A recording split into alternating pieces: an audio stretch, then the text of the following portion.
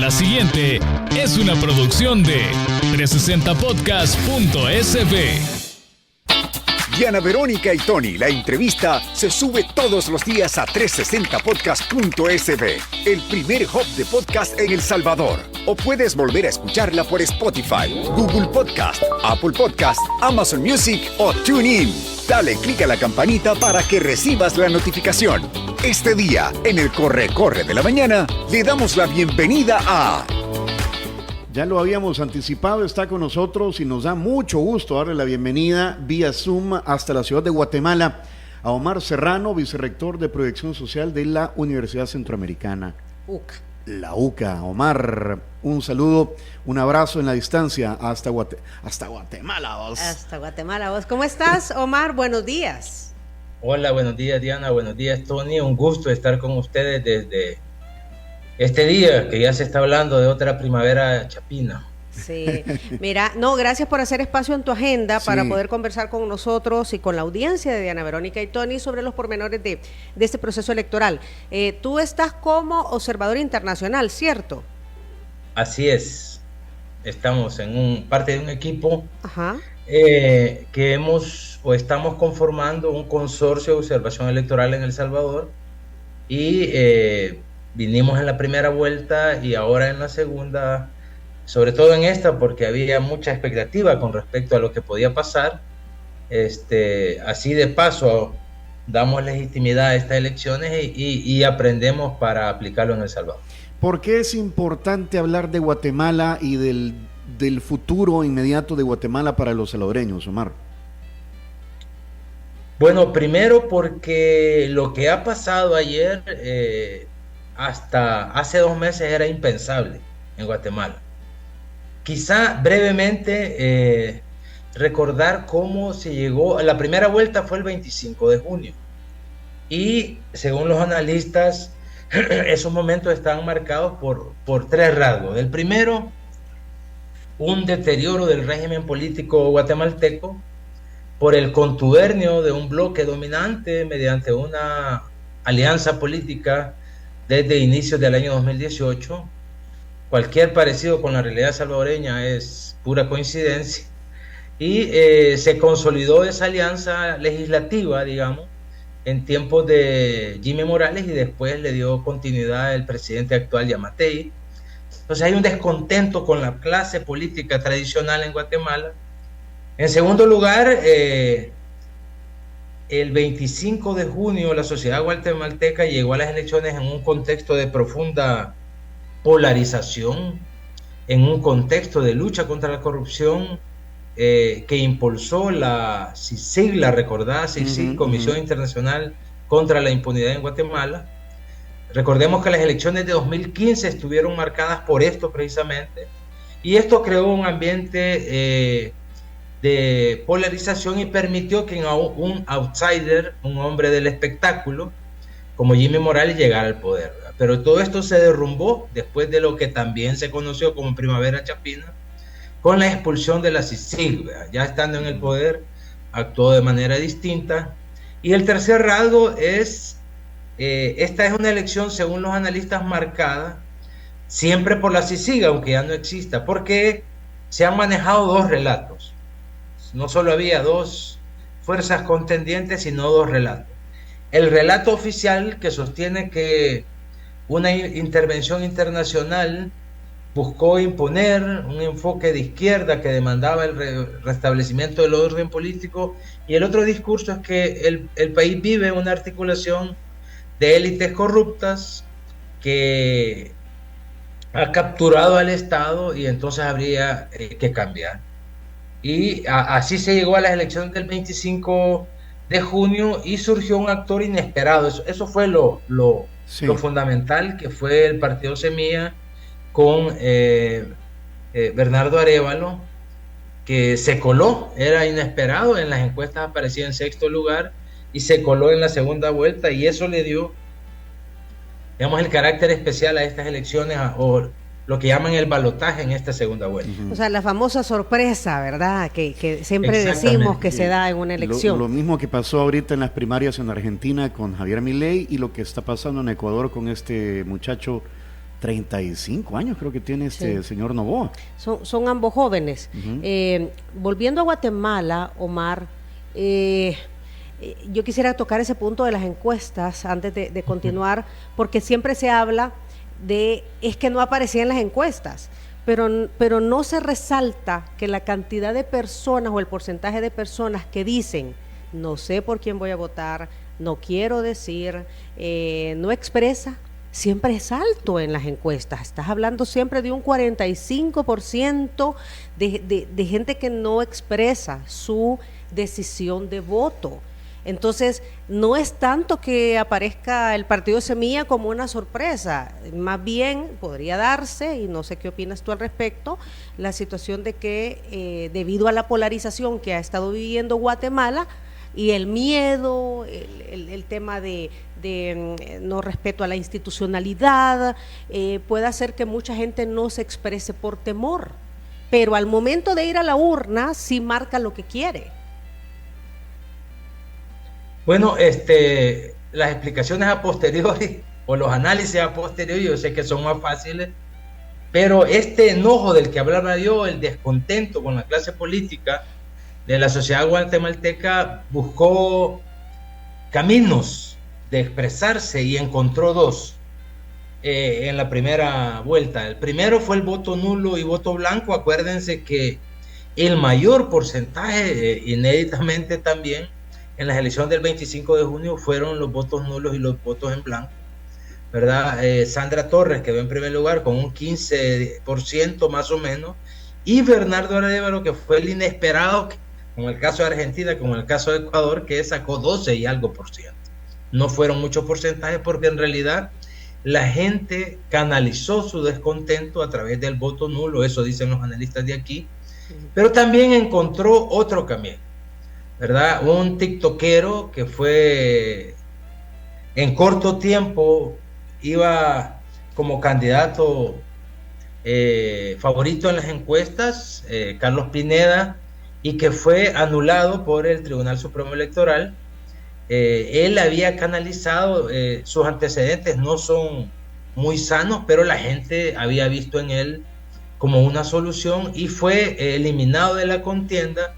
Y entonces lo que se cree es que una porción de ese descontento se fue al voto nulo y blanco y el otro se fue por Semilla, ¿verdad? Y ese resultado inesperado, parcialmente diría yo, porque Sandra Torres ya se esperaba, pero el inesperado fue Bernardo Arévalo y Semilla, ¿verdad? Entonces lo que pasó es que la gente se expresó a través del voto nulo y blanco y a través otros del partido Semilla. Siempre es cierto, Diana, que hay gente que no dice. Fíjense que en un dato de la última encuesta aquí las encuestas se pueden publicar hasta 3 días antes de las elecciones. En El Salvador podés publicar encuestas faltando 15 días. Ahí andamos corriendo nosotros para terminarla, para poder presentarla. Aquí 3 días antes. También la ley seca comienza el sábado y ya terminó a las 6 de la mañana, ya comienza un poquito antes, ¿verdad? Entonces, son más laxos los chapines con o sea que la ley seca ya... Son más flexibles en eso. ¿Cuántas horas son entonces allá la ley seca, Omar? Entiendo que desde el sábado a medianoche hasta hoy a las 6 de la mañana terminó. Ah, 24 horas. Puedes ir a votar de goma. Tony. No, perdón. Sábado a medianoche es cuando comienza el sábado. Comienza el sábado. Entonces es sábado y domingo. Ya, sí. son 2 días. Ok. Omar. Adelante, Antonio. Sí, Bernardo Arévalo de León, así se llama, el ahora presidente electo, aquí lo estoy leyendo y se define como movimiento Semilla, que es otra cosa. En Guatemala surgen partidos políticos o movimientos que duran una elección y luego desaparecen, no es como aquí. Entonces el movimiento Semilla, Bernardo Arévalo de León, se define como de perfil progresista de izquierda, y la izquierda no ha gobernado, corrígeme si me equivoco, Guatemala desde hace ¿cuánto? Desde el 44 tal vez. ¿Vale? Entonces, digamos que es un giro interesante. Desde la época de su papá, entonces, desde, porque el papá de Bernardo Arévalo fue presidente de Guatemala también. Y más o menos bueno, por esa época. Yo diría, voy a decir un juicio muy atrevido, en cualquier país de América Latina, Bernardo Arévalo sería de centro derecha. Ajá, eso es verdad que él no de es centro derecha. Ajá, no es izquierda, es un Pero, no es como cuando ganó el FMLN aquí. Ajá, cabal. El oficialismo cometió un gran error porque, miren, si ustedes leen los artículos previos al 25 de junio, que decían, digo de los analistas más respetados, según mi juicio, aquí en Guatemala, todo estaba listo, había un guión preparado para que quedara quien quedara en el balotaje, siguieran dominando el Estado los mismos sectores. Aquí hay unos sectores que folclóricamente, pero masivamente se le llama el pacto de corruptos, donde hay políticos tradicionales, donde hay militares y exmilitares y donde hay empresarios conservadores que han, después de lo que pasó en 2015 con la CICIG, han usado al Estado, dominan la institucionalidad pública y entonces quedara quien quedara, ya fuera Suri Ríos y Sandra Torres o Sandra Torres y otro contrincante, que se me escape el apellido en este momento, porque iban a seguir los mismos sectores. El problema fue que quedó Bernardo Arévalo y el oficialismo empezó a atacarlo como alguien de izquierda. Por ejemplo, el discurso de Sandra Torres se centró en salvemos a la familia, no a la comunidad LGBTI, no al aborto, entonces lo que pasó es que Bernardo Arévalo, hasta entonces desconocido por la población, se hizo conocido y el movimiento Semilla y surgió un sentimiento, dicen los analistas, de esperanza en Guatemala, que era posible revertir este grupo que ha estado dominando el Estado desde 2015. Entonces, se dio a conocer. Miren, no se sabía que era el hijo de Juan José Arévalo, que mencionaba que fue el que creó el IGS, Instituto Guatemalteco del Seguro Social, que fue el que promulgó el Código del Trabajo, que trajo beneficios sociales a la población guatemalteca. Eso también le dio fuerza, ¿verdad? Hay una encuesta que medía el conocimiento de la gente de Bernardo Arévalo y era muy poca gente, y antes de estas elecciones muchísima más gente lo conocía, ¿verdad? Lo hicieron famoso, pues, a fuerza de atacarlo lo hicieron famoso y lo hicieron el favorito, ¿verdad? Y quería decir un elemento de una encuesta de una asociación de desarrollo y libertad aquí en Guatemala, Prensa Libre, sacó la semana anterior una encuesta y al siguiente día esta asociación, y fíjense que es llamativo que el 42% de la población o de los votantes, en sintonía con lo que decía Diana, el 21% decidió por quién iba a votar una semana antes y el 21% decidió cuando tenía la papeleta enfrente, dice, por quién iba a votar en la elección del 25 de junio, ¿verdad? Entonces, a veces las encuestas dicen otra cosa. En este caso queda claro que la gente no había decidido por quién votar y lo que pasó el 25 de junio la hizo decidirse. ¿Qué va a pasar ahora? Porque vaya, la existencia del mismo movimiento Semilla ha estado en entredicho. También escuché al vuelo una noticia ayer de que la presidenta del Tribunal Supremo Electoral ha recibido, y otros magistrados, amenazas de muerte y habría renunciado. Creo que va a llegar hasta el miércoles. O sea, hay un ambiente bastante alrededor de esto, bastante tenso en Guatemala, aunque creo que el hecho de la contundencia de la victoria de Arévalo contra Sandra Torres podría aflojar un poquito las cosas. No sé qué es lo que tú respiras allá en Guatemala, Omar. Bueno, miren, habían dos sentimientos antes de las elecciones. Uno, ya lo dije, de esperanza, y otro era de temor, porque hubo una campaña agresiva, incluso hubo un discurso de fraude por parte del oficialismo y de Sandra Torres, que están unidos, no son lo mismo. Sandra Torres es la candidata de la UNE, Unión Nacional de la Esperanza, que es el único partido, entre comillas, más estable en Guatemala, que surgió, si no me equivoco, 2014 con Álvaro Colón, el ex esposo de ella, y se ha mantenido. Ella es la secretaria general de UNE. De ahí, como decía Tony, los partidos nacen, compiten y se mueren, ¿verdad? En Guatemala. Ahora había 25 opciones para esta elección del 25 de junio. Entonces, había temor y quizá, fíjense que la participación ayer del electorado fue del 45%. Dicen que no es mala, ¿verdad? Pero no es tan buena. En El Salvador no andamos tan lejos, 52, 53%, pero fue incluso menor que en la primera vuelta y hasta donde he oído explicaciones se atribuye primero a temor por lo que podía pasar, por no aceptar los resultados, y segundo porque gente que iba a votar por la candidata de la UNE ya la daba por perdida. ¿Para qué voy a ir a votar si ya perdimos? Y en efecto, el margen de más de 20 puntos que ha sacado Arévalo con respecto a su contrincante le da legitimidad. Además, aquí hay una misión nacional de observación electoral que se llama MOEGT, Misión de Observación Electoral Guatemala 2023, que hizo una verificación independiente de resultados.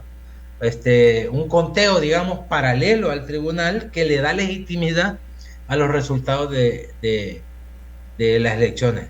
Ahora bien, lo que acaba de preguntar Tony, miren, lo serio en Guatemala viene ahora, porque no hay gente que piensa que ya empieza la primavera. He visto mensajes, afiches, pero lo serio, la gobernanza, digamos, viene de ahora en adelante. ¿Por qué? Porque el Congreso Nacional quedó dibujado desde el 25 de junio y la mayoría de Guatemala tiene 160 congresistas. Semilla, si no me equivoco, sacó 26. Hay algún otro partido de todos los que hay que puede hacer alianza, pero la UNE de Sandra Torres y el oficialismo que está en Vamos, y otros adláteres que tienen, van a ser mayoría y no va a ser tan fácil gobernar para Jimé Morales. Además, como sucede para Bernardo Arévalo. Perdón. Para Bernardo. Para él no va a ser fácil gobernar. Y como sucede en otros países, la institucionalidad en este momento responde a este grupo que la gente ha llamado aquí Pacto de Corruptos, ¿verdad? Dominan por ejemplo, el Ministerio Público, la cuestión de el equivalente a la Corte de Cuentas. Entonces hay varios escenarios que se pueden abrir que no son fáciles a partir de ayer, digamos, a partir de los resultados de ayer. Desde los más radicales, que puede ser empezar a impugnar, ya hubo intentos de sacar de la contienda a Semilla y seguir con eso para no reconocer la victoria, hasta un escenario más bonancible en que lo dejen gobernar. Pero lo serio para Guatemala viene después del 20 de agosto. Ok. Omar, yo ayer leía, escuchaba también a través de diferentes informes periodísticos porque Sandra Torres pues estaba así como muy dudosa, ¿verdad? Ella decía que, creo que la palabra que utilizó en algún momento fue arrebatarle las elecciones, algo así. Pero ayer tenía programada una conferencia de prensa, tenía un escenario montado y se suspendió, no hubo conferencia de prensa, eso ya te dice mucho. El presidente Yamatei a primeras horas de la noche estaba felicitando al ganador, ¿verdad? Al que sacó más votos, porque no se le puede llamar ganador hasta que el Tribunal Supremo Electoral de Guatemala lo oficialice, al que sacó más votos, que Bernardo Arévalo. El presidente Yamatei lo felicitaba y le decía que cuando ya fuera oficial, ¿verdad?, su gane, iban a comenzar la etapa de transición. Que diga esto el presidente Yamatei, que lo haga temprano, que diga cuando vamos a hacer una transición como debe de hacerse, da un mensaje podría estar dando un mensaje de cuánto es el peso, tú que estás allá, del presidente Yamatei en este momento de transición, y que podría como calmar un poco las aguas, más el gane contundente o la acumulación de votos contundente que tuvo la fórmula de Semilla. Bueno, si no me equivoco, la frase, o una de las frases que dijo Sandra Torres, era que las elecciones iban a ser un asalto a mano armada. O sea, ella empezó, esta semana se presentaron 2 encuestas, ya dije, y todas daban como favorito a Bernardo Arévalo, y se empezó a manejar la narrativa del fraude. En ese contexto ella dijo que las elecciones eran un asalto a mano armada. Miren, normalmente cuando hay una diferencia tan grande, hay el contrincante que pierde reconoce, ¿verdad? Pues y felicita, sí. Ajá, aunque sí. sea por tweet. diplomacia, pero ayer no pasó eso, No. se quedó la gente esperando. Efectivamente, circuló un rumor ayer, que no sé si sea cierto, digo, es rumor, que hubo alguna diferencia entre Vamos, que es del partido Yamatei, y UNE, que es del partido de Sandra Torres, porque incluso la policía capturó a gente de la UNE violando la ley electoral de alguna manera. Entonces lo interpretaron como que había alguna fisura ahí o ruptura entre esos aliados, ¿verdad? Entonces se me olvidaba un actor, ¿verdad? En este pacto de corruptos, yo les dije 3 que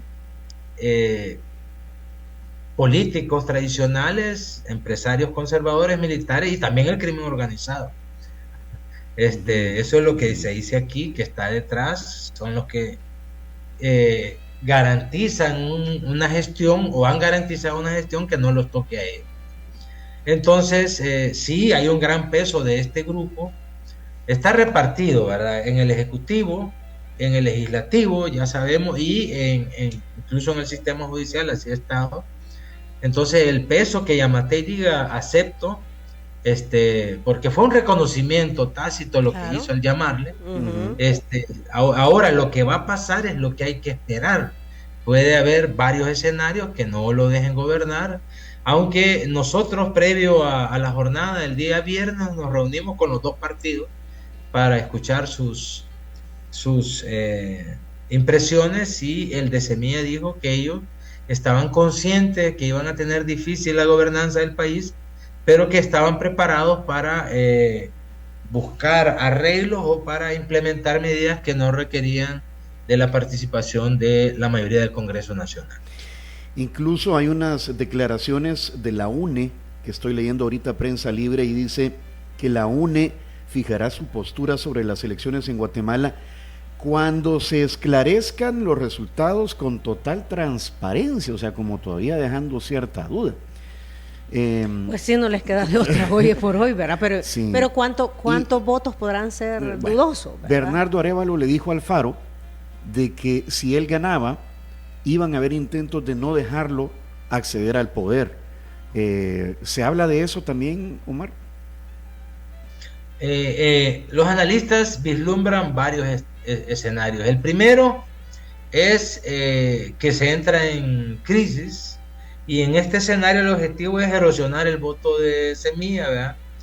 Se ha implementado una estrategia del miedo para desmotivar la participación de la gente, que algún efecto tuvo, amenazas directas, digitales y también físicas. El caso de la magistrada fue así, ¿verdad? Diciendo que no se prestara al fraude, y que si lo hacía, ella y su familia iban a pagar las consecuencias. Ella anunció que iba a llegar hasta que terminara este proceso y iba a dirimir. Vamos a ver si lo hace. Alianzas electorales con actores que le impidan la gobernanza, y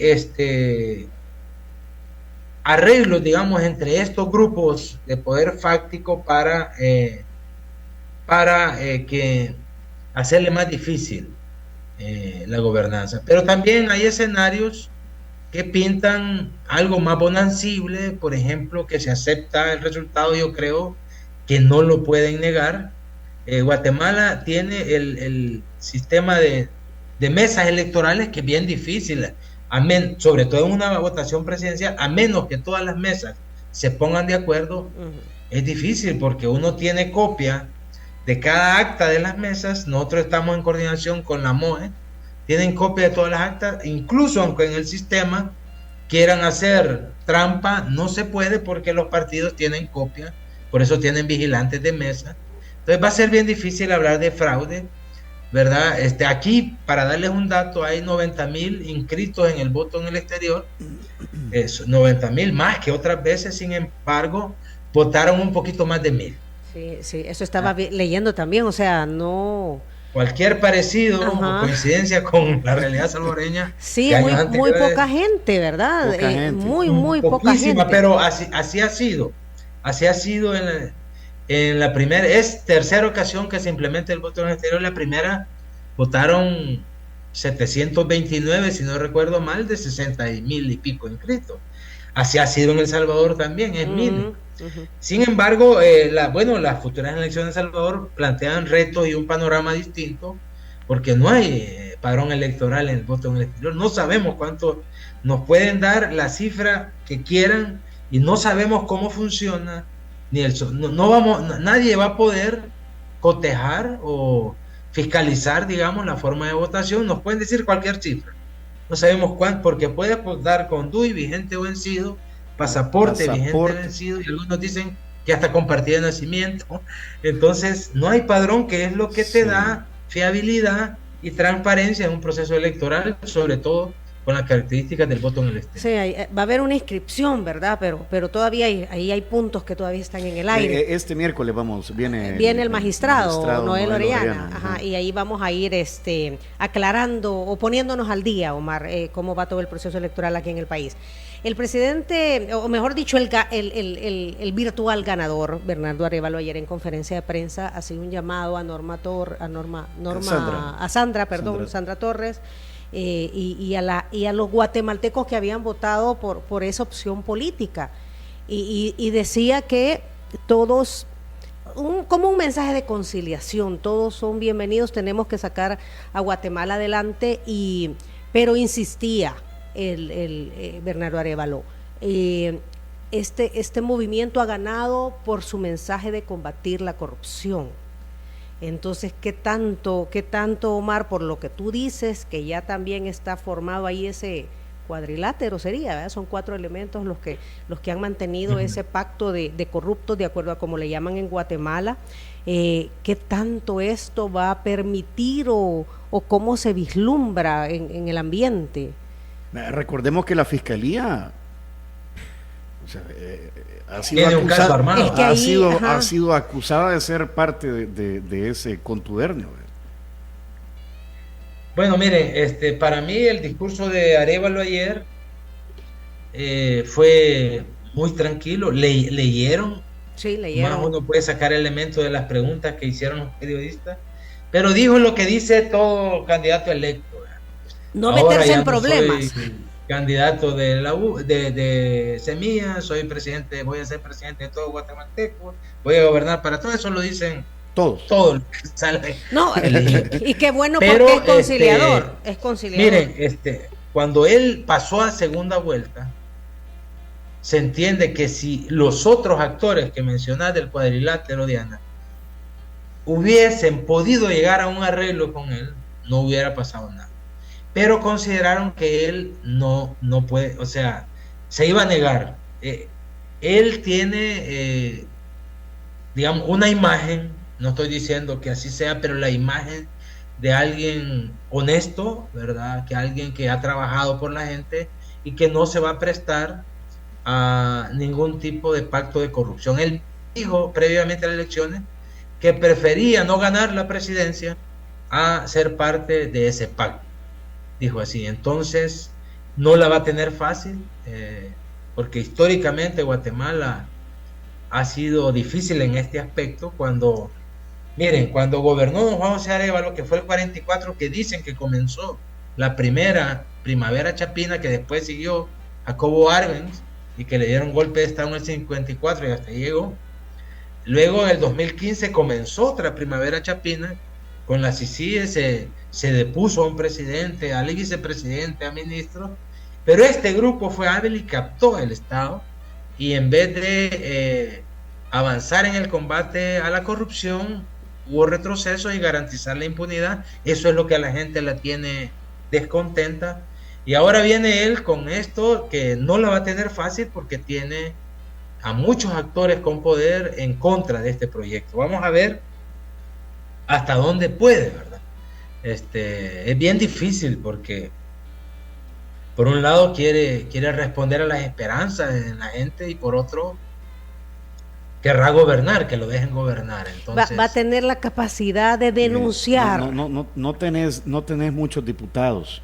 El narcotráfico y todo esto en Guatemala, pues como en todas las regiones. Allá en Petén, exactamente. Como en todas las regiones. Sí. Va a tener la capacidad de denunciar, que la capacidad en el sentido de va a tener que hacerlo, porque si no, no va a poder justificar el que no avance el combate a la corrupción, Omar.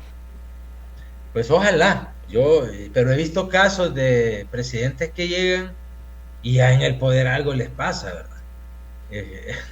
Ya estando en el poder, yo no sé si no debe ser fácil, nada fácil, más en un contexto como el guatemalteco, pero ojalá que sea así, ¿verdad? Porque ya este pueblo, miren, Guatemala tuvo 36 años de guerra civil, El Salvador tuvo 12.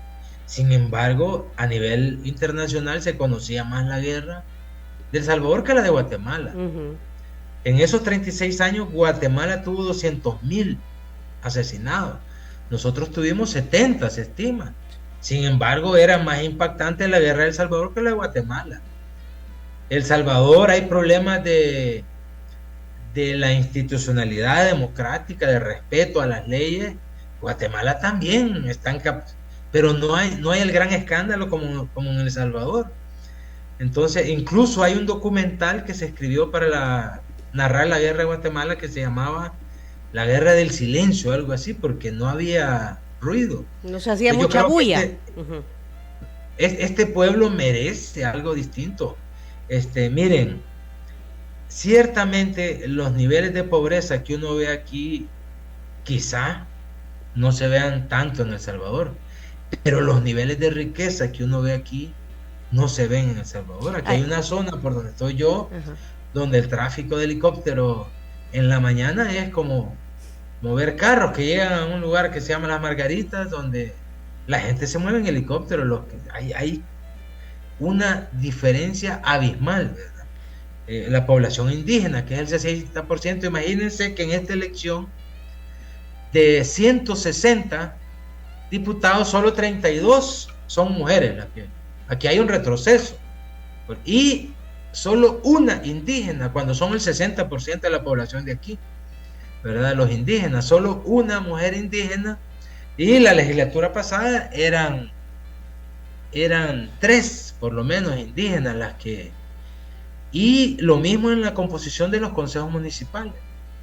Hay un poquito porque Semilla llevaba muchas mujeres y muchas indígenas, pero por lo demás, entonces, creo que al igual que El Salvador, este pueblo merece una buena suerte, mejor suerte, y esperemos que este señor sepa responder a esas expectativas. Miren, tiene el respaldo de la comunidad internacional en este momento.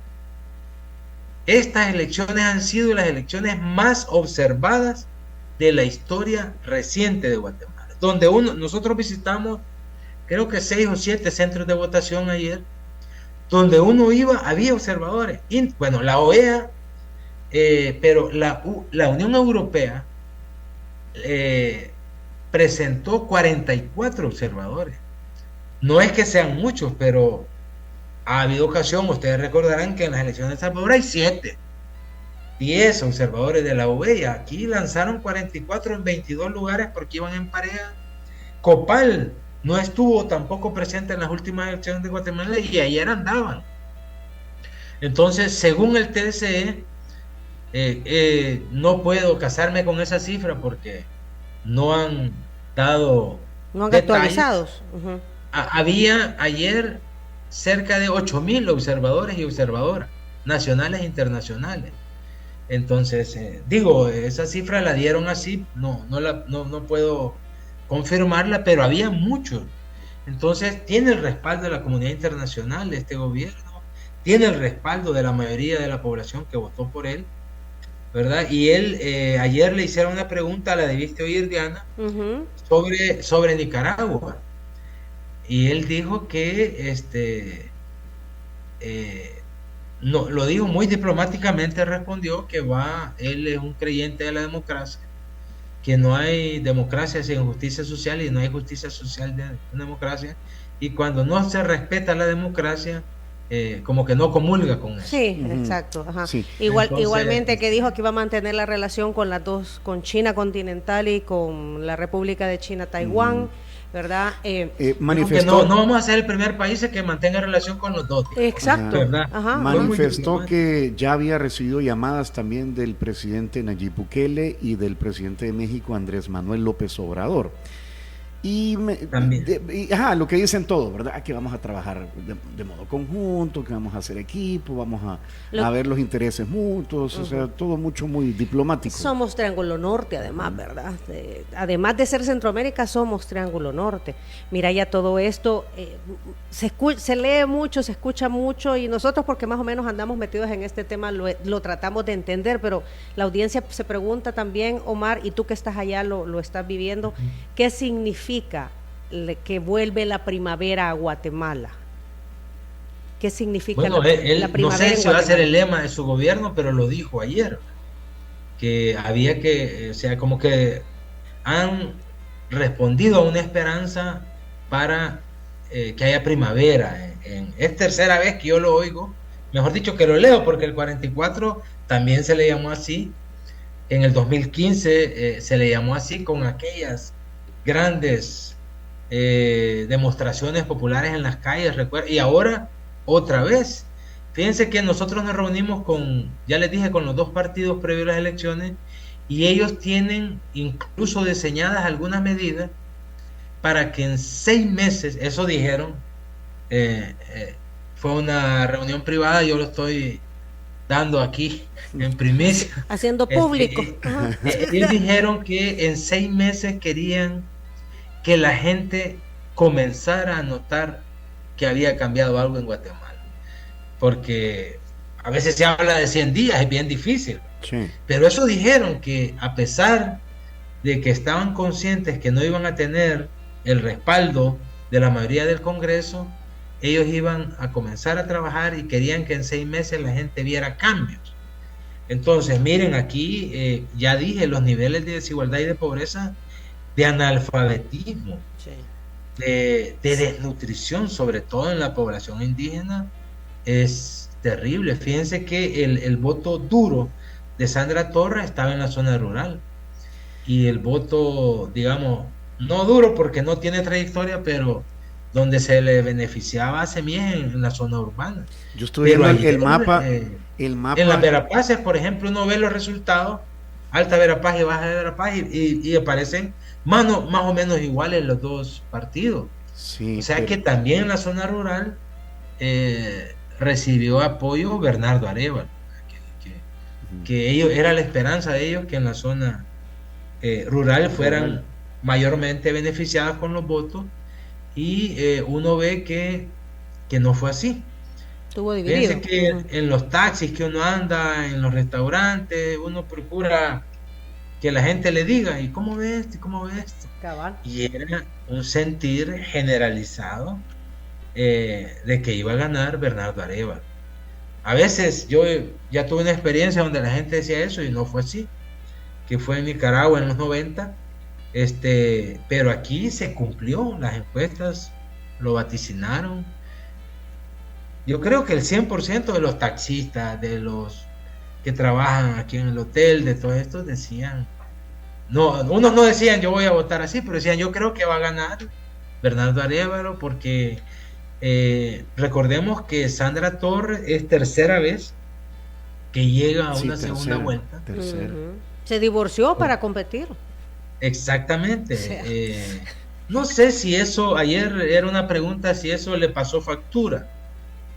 Y decía un analista que probablemente en alguna medida, porque la gente entendió que se divorciara para poder competir.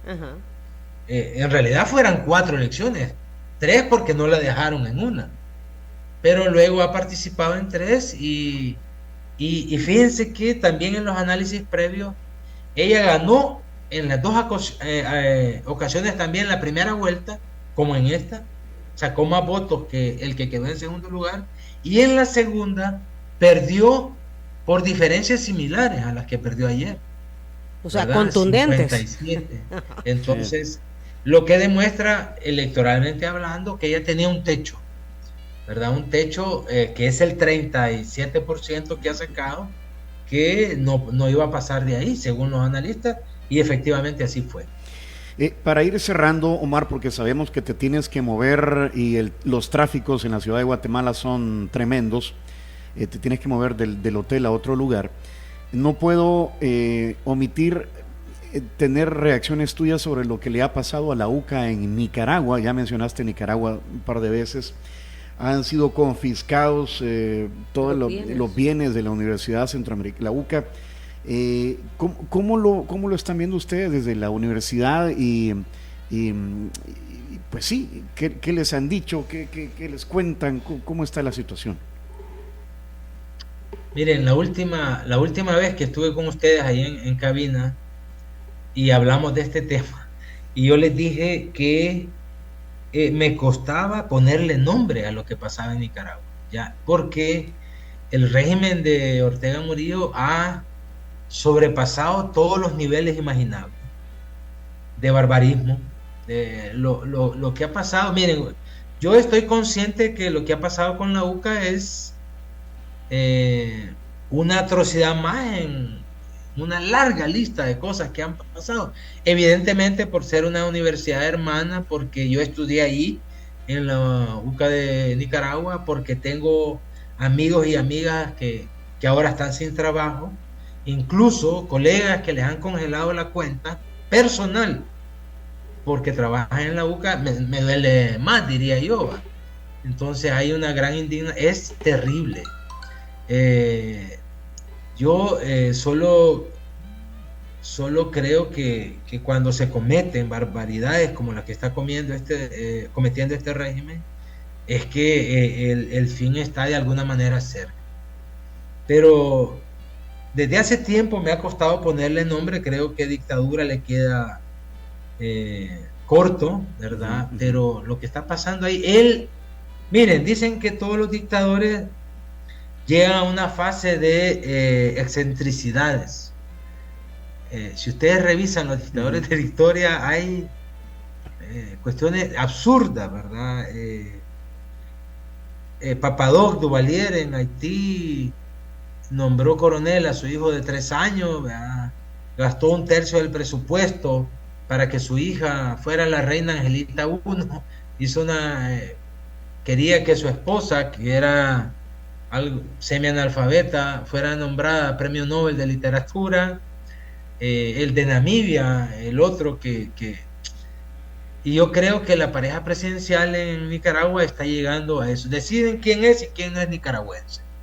Oí ayer unas declaraciones de la señora Murillo diciendo que los que se han ido al exilio ha sido por gracia de Dios, porque el pueblo no cree que no pertenecen a la familia nicaragüense, pero los que deciden son ellos, ¿verdad? Han dejado a familias separadas.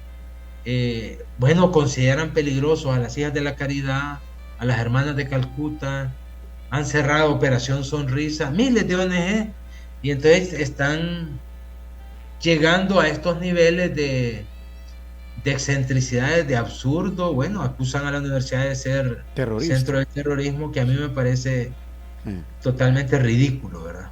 Bueno, Omar, muchísimas gracias por tu tiempo. Tony, perdón.